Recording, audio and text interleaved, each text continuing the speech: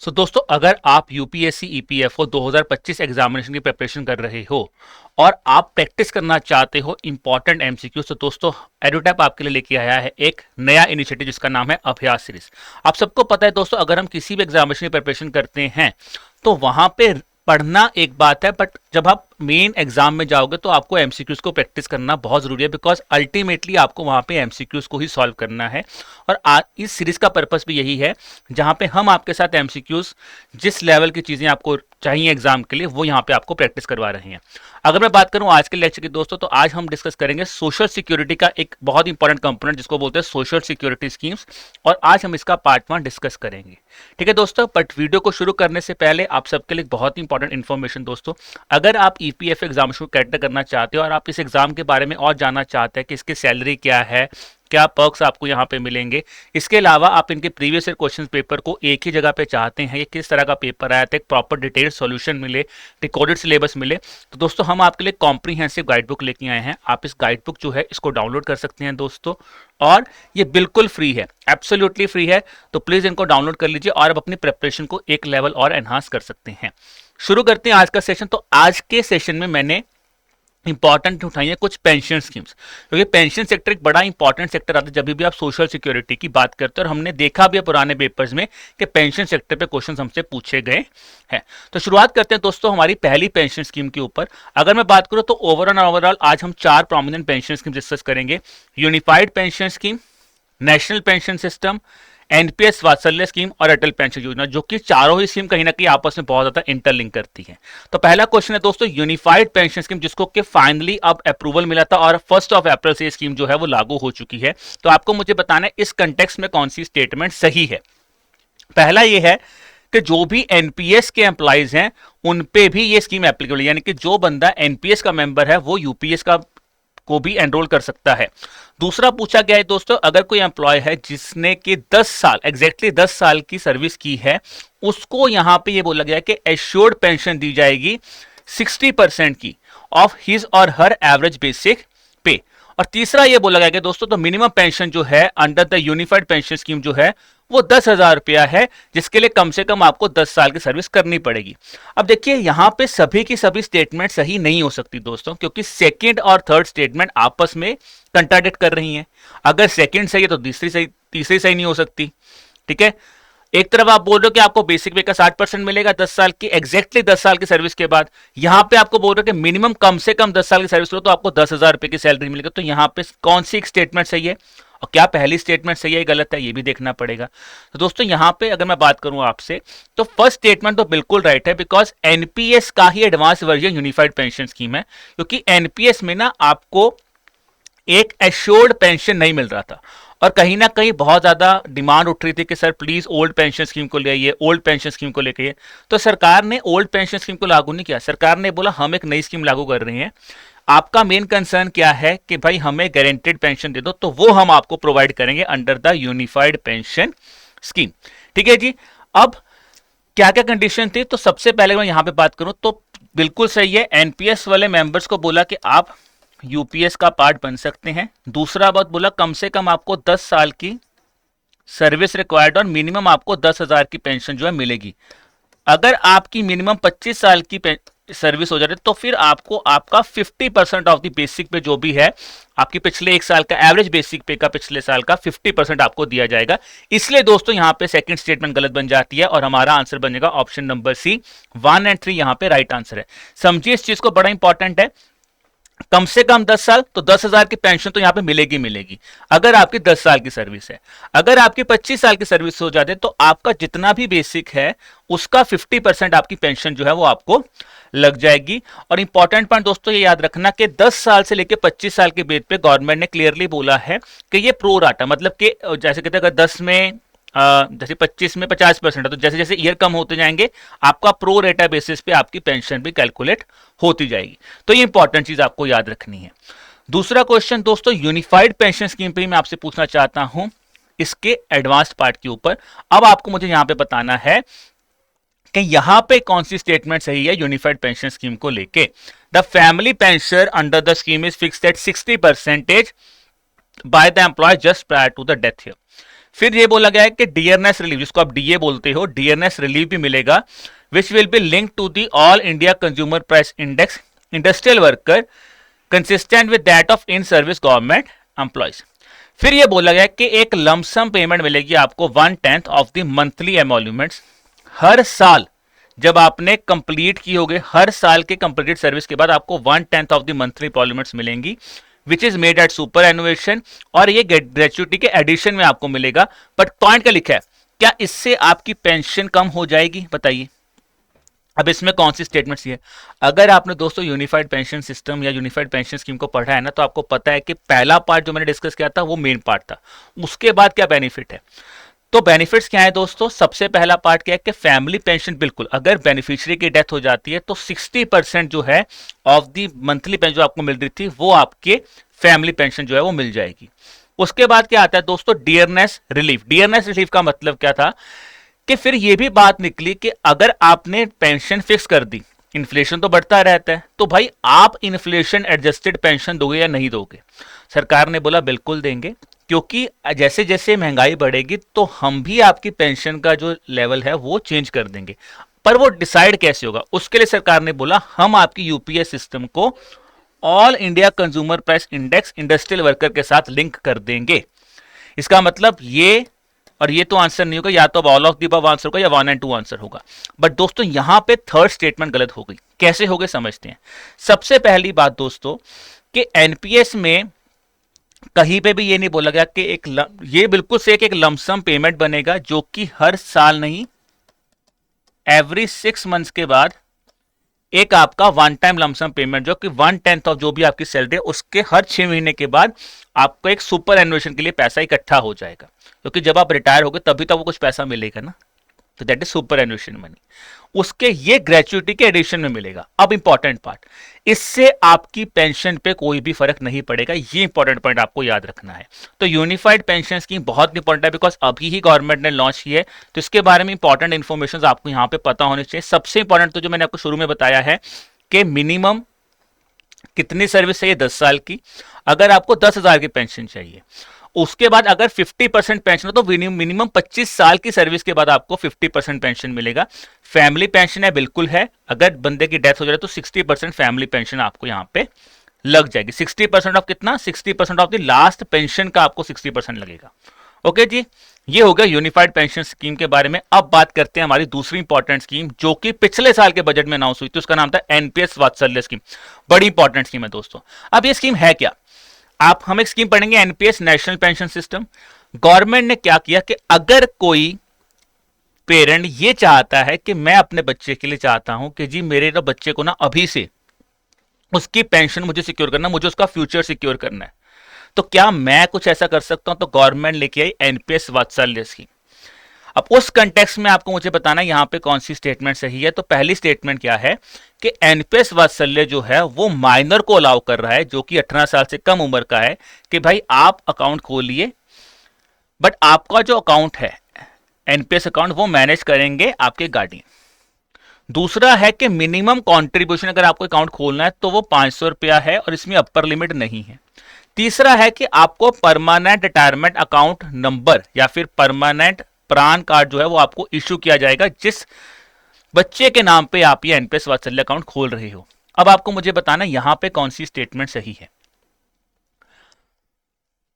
तो अगर मैं इस स्कीम की बात करूं दोस्तों, यहां पे अगर मैं फर्स्ट क्वेश्चन की बात करूं, यहां पे ऑप्शन नंबर भी फर्स्ट एंड थर्ड स्टेटमेंट सही है। अगर मैं बात करूं तो यहां पे सेकंड स्टेटमेंट गलत है। क्यों गलत है, क्योंकि जब हम एनपीएस वात्सल्य की बात करते हैं तो बिल्कुल सही है दोस्तों। अकाउंट तो जो है वो माइनर के नाम पे खोलेगा ना, बिकॉज अल्टीमेटली आप उसी की तो सिक्योरिटी कर रहे हो, उसी के नाम पे ही आपका परमानेंट रिटायरमेंट अकाउंट नंबर भी इशू होगा। बट इसको 18 ईयर्स तक मैनेज कौन करेंगे, वो करेंगे गार्डियन। तो गार्डियन की खुद की केवाईसी भी होगी, बच्चे की केवाईसी भी होगी, तो आप खोल सकते हो। अगर बच्चा 18 ईयर्स प्लस हो जा रहा है, जब 18 साल से ऊपर उसकी एज हो जाएगी, तो फिर सरकार ने क्या बोला है कि यहां पे क्या होगा, यहां पे 18 ईयर्स के बाद सबसे पहले तो आपको उनकी केवाईसी मतलब 3 महीने के बीच बीच में केवाईसी अपडेट करनी पड़ेगी। और इंपॉर्टेंट पॉइंट याद रखना दोस्तों, जब 18 साल से ऊपर की एज हुई तो आप एनपीएस टीयर वन में शिफ्ट हो जाओगे। अब टीयर वन क्या होता है? टीयर वन का मतलब होता है नॉन विड्रॉएबल अकाउंट। एनपीएस का एक अकाउंट है कि ये यहां से पैसा विड्रॉ नहीं हो सकता, उसको बोलते हैं नॉन विड्रॉएबल अकाउंट। ठीक है जी। और फिर होता है टीयर टू अकाउंट, जहां से आप कुछ कुछ पैसा विड्रॉ कर सकते हो। तो ये आपको याद रखना है कि उसके बाद जो भी फिर नॉर्मल एनपीएस स्कीम है 18 साल के बाद वो शुरू हो जाएगी। मिनिमम कॉन्ट्रीब्यूशन दोस्तों यहां पे कितनी होनी चाहिए? 1000 रुपया मिनिमम कॉन्ट्रीब्यूशन होगा। ठीक है। और हर साल आपको कम से कम 1000 रुपीज तो सबमिट करवाना ही करवाना है, बट यहां पे कोई भी अपर लिमिट नहीं है। फिर आ जाता है परमानेंट रिटायरमेंट अकाउंट नंबर, तो इशू बिल्कुल होगा जी। ठीक है। तो परमानेंट रिटायरमेंट अकाउंट नंबर भी यहां पे होगा। अब आते हैं नेक्स्ट इंपॉर्टेंट पार्ट के ऊपर। नेक्स्ट क्वेश्चन, दूसरा क्वेश्चन भी एनपीएस वात्सल्य स्कीम के ऊपर है। अब आते हैं इन्वेस्टमेंट के ऊपर, क्योंकि एनपीएस स्कीम और यूपीएस में क्या डिफरेंस था? एनपीएस स्कीम का प्राइम ऑब्जेक्टिव है कि हमने बोला कि ये स्कीम मार्केट लिंक्ड है। आप अपना पैसा इन्वेस्ट करेंगे और जो भी उस पॉइंट ऑफ टाइम पे मार्केट से आपको जो पैसा मिलेगा वो रिटर्न आपको यहां पे मिल जाएगी। यही एनपीएस स्कीम थी। ठीक है। यूपीएस क्यों है? क्योंकि मार्केट रिटर्न थी, कोई फिक्स पेंशन थी नहीं। तो लोग तो कह रहे पेंशन ही फिक्स नहीं है भाई, और कहीं ना कहीं जैसे अभी पीछे मार्केट गिरी थी, किसी की मार्केट गिर जाए तो बंदा बोले यार इसको तो फायदा कोई नहीं हुआ। बट अगर आप लॉन्ग टर्म इन्वेस्ट करो तो फायदा तो होगा। ये हम लोग काफी लोग कहते भी हैं इसके बारे में। तब यहां पे बेसिकली क्या है कि इन्वेस्टमेंट की भी ऑप्शन दी गई है। तो जब आप ऑटो चॉइस की बात करते हो ना, तो देखो दो तरह की चॉइस है, ऑटो चॉइस और एक्टिव चॉइस। अगर हम ऑटोमेटिक चॉइस की बात करें तो वहां पे आपको मुझे बताना है कि डिफॉल्ट अगर मैं बात करूं तो ये कैसे होता है।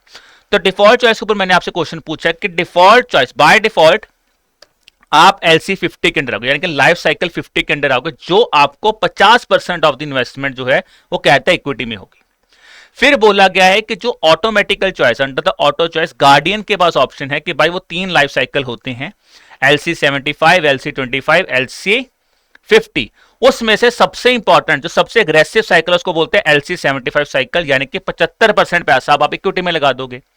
फिर आता है तीसरा पॉइंट कि कंट्रीब्यूशन अगर 1 लाख से ज्यादा होगी तो वो अलाउड नहीं है। अब देखो दोस्तों, इसमें सिंपल आंसर क्या है? इसमें सिंपल आंसर ये है, अगर आपने पिछला क्वेश्चन हमने अभी पढ़ा, अगर आप उसी का ही आइडिया लगाओ तो वहीं से ही आंसर निकल जाएगा। और यूपीएससी में ये चीज बहुत ज्यादा होती है दोस्तों, कि अगर आपको किसी भी एक स्टेटमेंट के बारे में पता है ना, शॉर्ट शॉर्ट हो के यार ये गलत है, आप आंसर्स को सॉल्व कर पाते हो।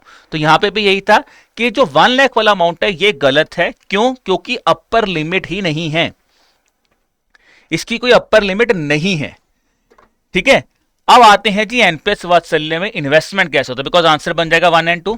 अब आते हैं एनपीएस वात्सल्य में इन्वेस्टमेंट कैसे होता है। तो एनपीएस वात्सल्य में आपको कहा जाता है कि जब आप बाय डिफॉल्ट आओगे तो आपका, अगर आपने 100 रुपीज लगाया तो 50% इक्विटी में जाता है। इक्विटी का मतलब क्या होता है कि हिस्सेदारी हुई कंपनी में, और 50% जाता है डेप्ट में, कॉर्पोरेट बॉन्ड्स, इन जगह पे जाता है। ठीक है। अब यहां पे एक्चुअल में 3 साइकिल है, एलसी 25, एलसी 50 और एलसी 75। अब देखिए दोस्तों, यहां पे मतलब क्या है कि अगर आप इनमें इन्वेस्ट करते हो तो इसका मतलब है कि आप सबसे कम रिस्क लेने वाले इंसान हो, तो आप 25% पैसा इक्विटी में लगाओगे। ये मॉडरेट है कि 50% इक्विटी में, 50% डेप्ट में। ये अग्रेसिव है कि 75% पैसा आपका इक्विटी में इन्वेस्ट होगा, और आपको ऑब्वियसली बात है रिटर्न भी ज्यादा मिल सकता है। ठीक है जी। तो ये आपको यहां पे याद रखना है। इसके बाद, इसके अलावा आप कॉर्पोरेट बॉन्ड्स में भी पैसा लगा सकते हो, आप डेप्ट सिक्योरिटीज में भी पैसा लगा सकते हो।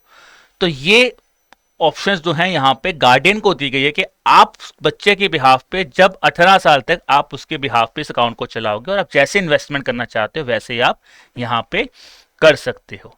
ठीक है। तो ये इंपॉर्टेंट चीज आपको याद रखनी है एनपीएस वात्सल्य के बारे में। अब बात करते हैं दोस्तों हमारी आज की अगली स्कीम, जो कि है नेशनल पेंशन सिस्टम, जिससे एनपीएस वात्सल्य आई है। अब एनपीएस की बात करते हैं। अब आपको मुझे बताना है भाई एनपीएस के बारे में यहाँ पे कौन सी स्टेटमेंट सही है।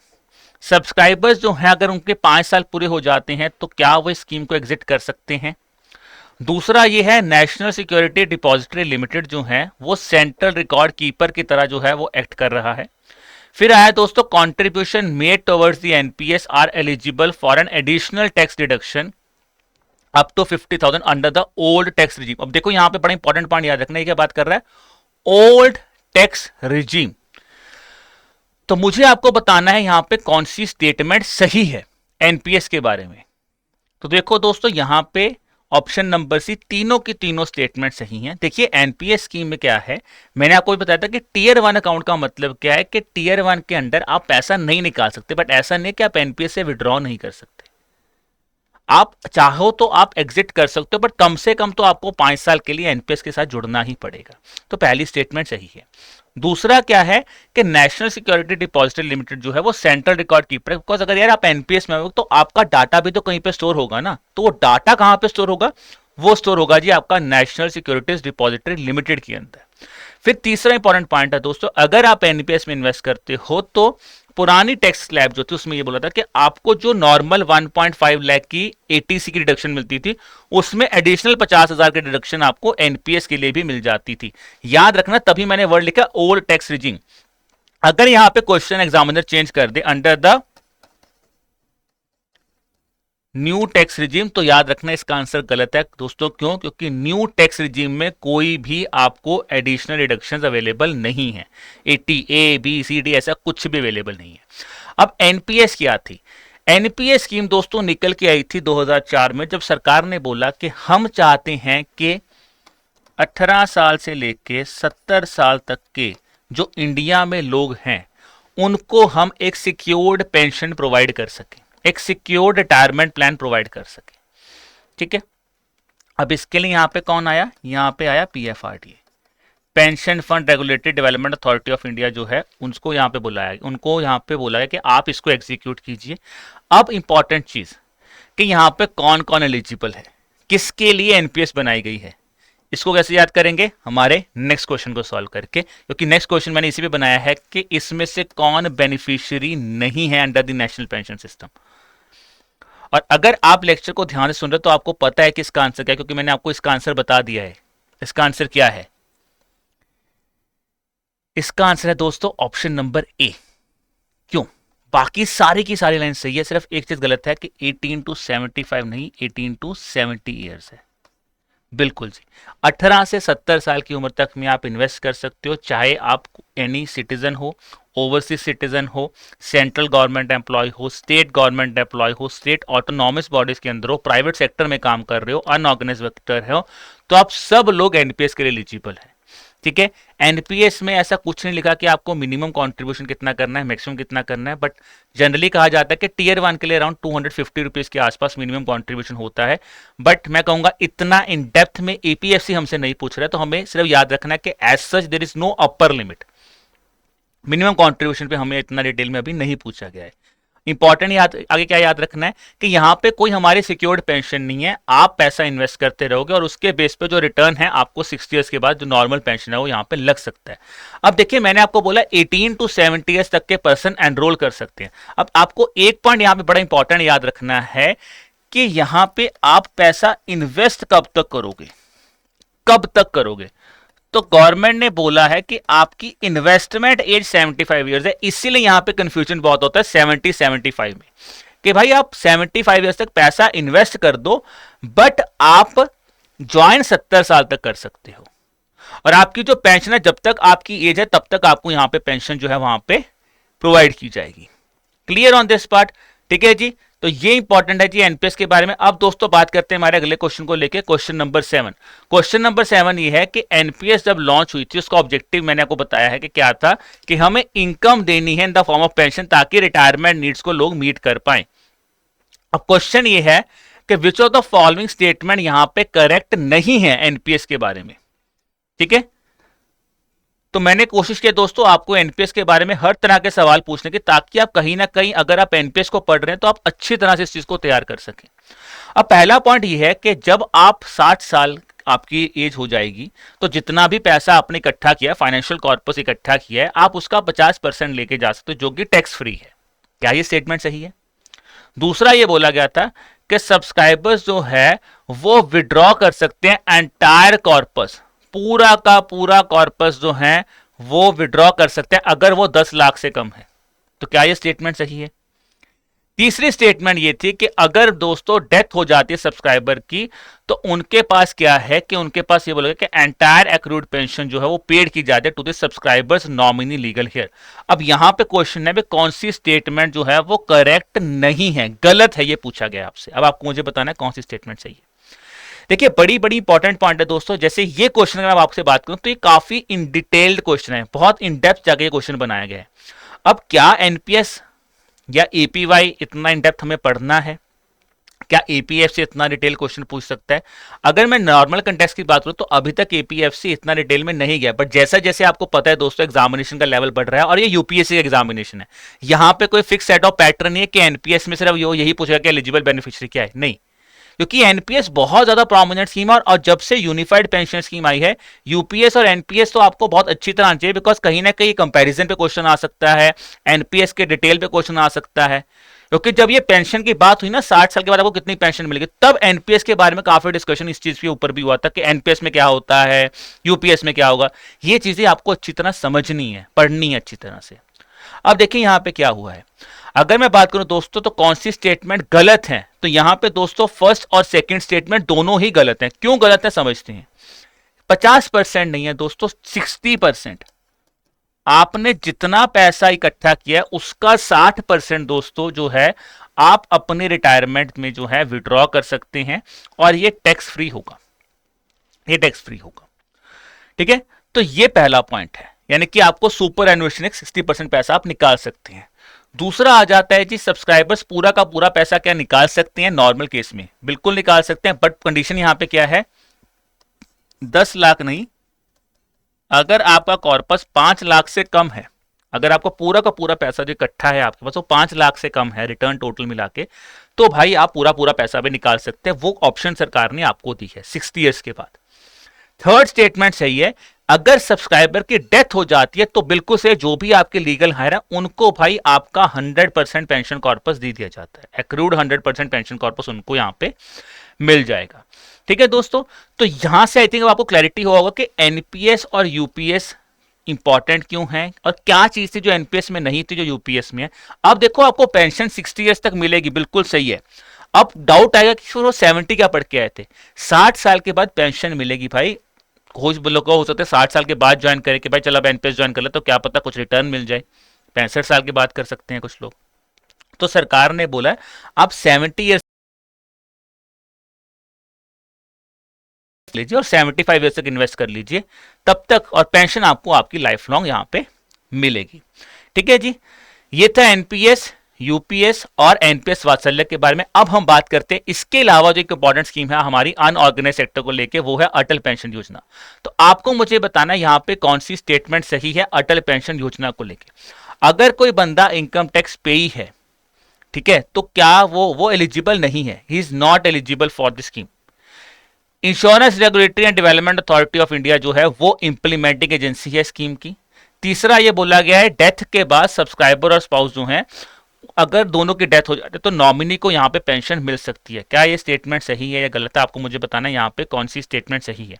तो दोस्तों यहां पे अगर मैं बात करूं ऑप्शन नंबर डी 1 और 3 करेक्ट आंसर आएगा। और ये क्वेश्चन बहुत ही आसान है दोस्तों, बहुत आसान, और कई बार आपको एपीएफसी में ऐसे सवाल देखने को मिलेंगे, यूए में भी देखने को मिलेंगे। वो बहुत बेसिक सवाल पूछे उन्होंने कि अटल पेंशन योजना की एलिजिबिलिटी एज ग्रुप क्या है, 18 to 40, ऐसे सवाल पूछा हुआ उन्होंने। तो इसका मतलब हमें बेसिक भी पता होना चाहिए, हमें थोड़ा सा एडवांस लेवल पता होना चाहिए।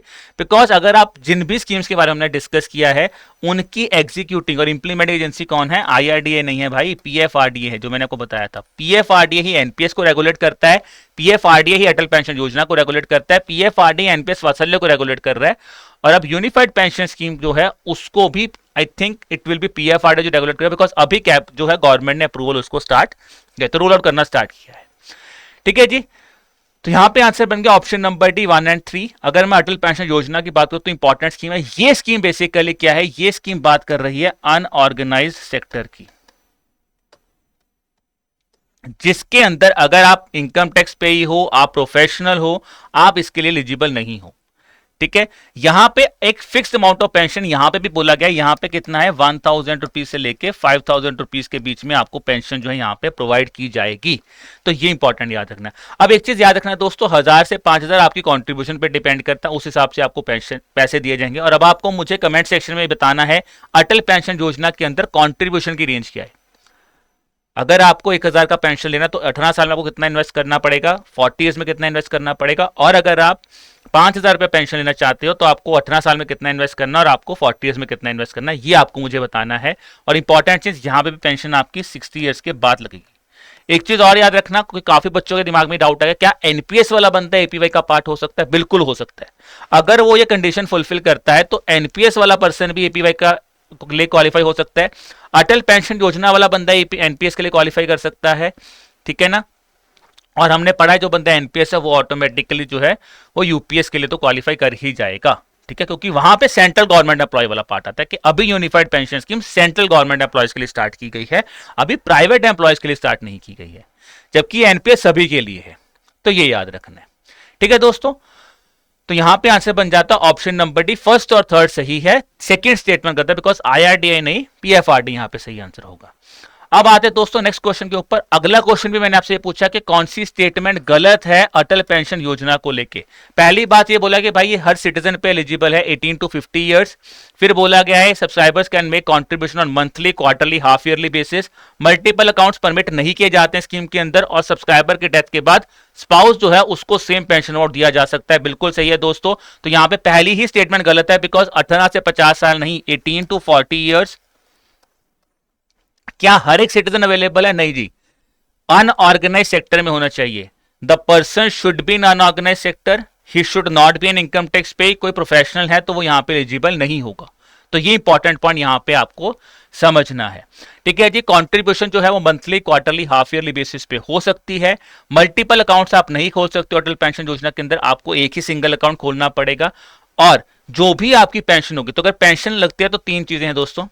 जब आपकी पेंशन लगी और किसी बंदे की डेथ होगी, बेनिफिशियरी की डेथ होगी, तो स्पाउस के पास 3 ऑप्शन है। पहली ऑप्शन तो क्या है कि वो पेंशन कंटिन्यू कर लें। दूसरी ऑप्शन ये है कि वो बोले कि मुझे तो लमसम पैसा दे दो, तो ये ऑप्शन है।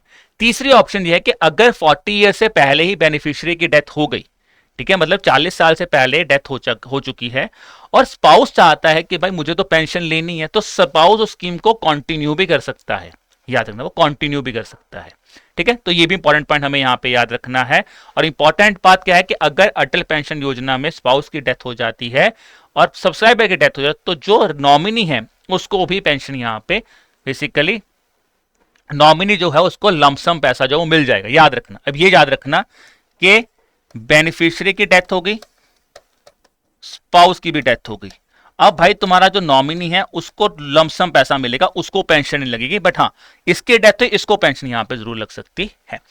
अब आते हैं दोस्तों आज के फाइनल सवाल के ऊपर, जो कि मैंने आपको एक होमवर्क सवाल पूछा। आपको मुझे बताना है एनपीएस के रिगार्डिंग यहां पे कौन सी स्टेटमेंट सही है। देखिए मैं आपको बता चुका हूं इसका सही आंसर क्या है, बट मैं चाहता हूं कि अगर आपने सेशन को अच्छी तरह सुना है तो ये क्वेश्चन तो आप फटाफट में सॉल्व कर दोगे, और फटाफट में मुझे बताइए कमेंट सेक्शन में कि दोस्तों इसका सही आंसर क्या है।